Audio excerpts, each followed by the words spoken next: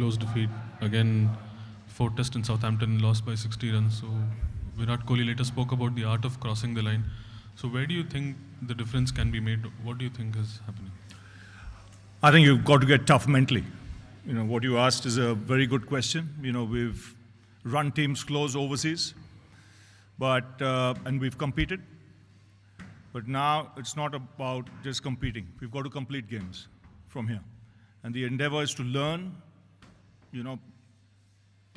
understand where you made the mistakes, take it head on and try and correct it.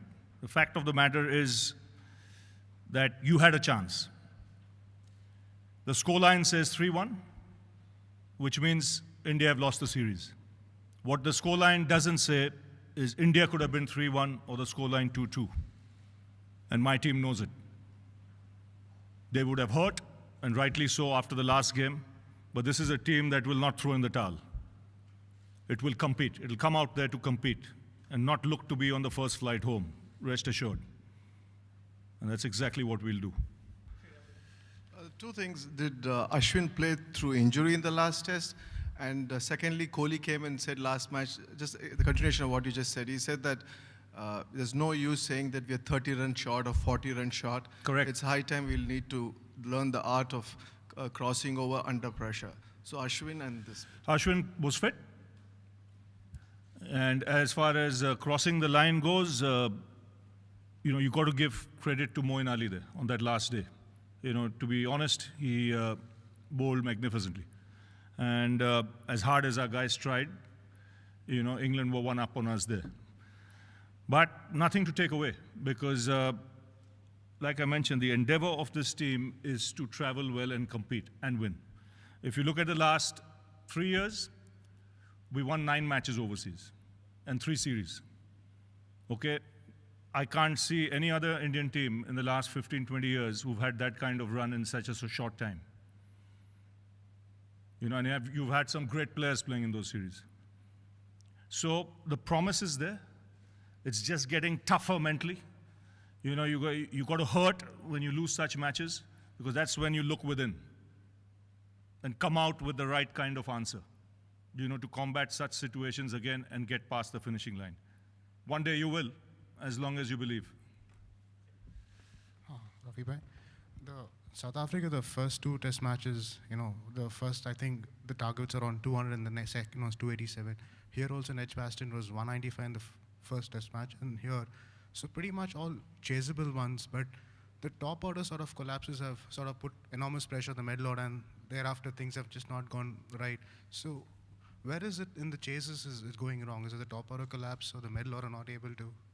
You need obviously a top order to give you a start, but then if you look at both sides, it's not been easy for the top order.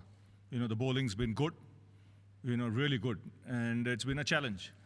It's how you overcome that challenge. It's again believing in yourself, believing in your ability, and hoping for some luck on the way as well. Vibhai, you spoke about learning from mistakes in order to cross the line. From your point of view as the head coach of the team, what do you think were the mistakes and how do you think? I think short selection left a lot to be desired. We blew away a very good position straight away after tea on day 2. Well, that's an area you can tighten. Being more aware of what the team needs, being aware of the match situation, that will be a big help. I think that was crucial, more than anything else. Shaz, what disappointed you the most when you were in the winning position, both at Edgbaston and now in the last test match? And can you also talk about how do you cross the line? You've spoken about crossing the line, but how do you cross the line? It's being aware of being in a good position and then capitalizing, and not doing something silly to open the door for the opposition. I thought at 180 for 4, there was a definite chance of a 75, 80 run lead. And that would have been crucial. So that hurts. Edgbaston, could have gone either way. We had our share of luck as well. Because at one time England were, in the driver's seat. We managed to come back. We were chasing the game there all the time. But here, this would hurt more because you were ahead of the game. And there was a stage where you could have been really ahead of the game after the job the bowlers did on day one. Ravi, as Alastair Cook prepares to say farewell to international cricket, can I just get your thoughts on the legacy he'll leave behind and what you've made of his career, please? I saw his first test match, so I'm getting 100 in Nagpur at that time. Well, he's been one of England's greatest cricketers. There's no question about that. He always came across as a mentally really tough bloke, you know, a real tough cookie. And as far as I'm concerned, you know, there were times in his career when he batted where he did look the master chef when he was out in the middle. Do you think he'll be remembered as one of the game's greats? Tough. You know, he might not go down as one of the best looking fluent batsmen, but my word, he was effective. You know, playing in these conditions for that length of time, you know, where the ball does move, and it's a challenge for an opening batsman, I think he's been simply outstanding. And good luck to him when he finishes. Ravi bhai, barring the first innings at Southampton, Hardik has hung in there, he's defended, he's taken his time to build an innings, but it has just not come off. Considering he's new to Test cricket, do you think number 6 is the correct position for him, or does that increase the pressure on the top 5 to deliver, considering he's still finding his way in Test cricket? See, when you're young, you've got to be thrown into the deep end. And you've got to persevere and see, you know, if it works or it doesn't work. If it doesn't work, there'll be another option. But you have to give that opportunity when you think there is some talent there. And, you know, and stick with that.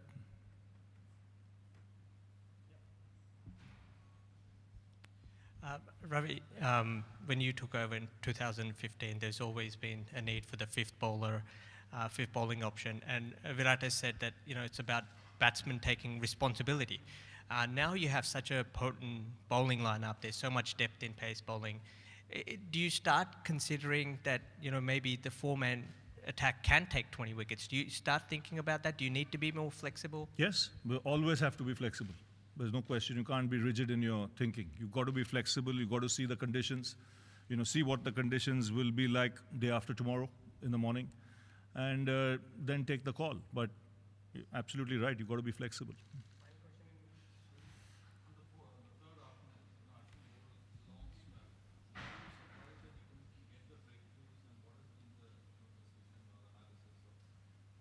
I think it's very straightforward, very simple, very obvious. It was there for everyone to see. Moin hit those patches more than Ashwin. As simple as that.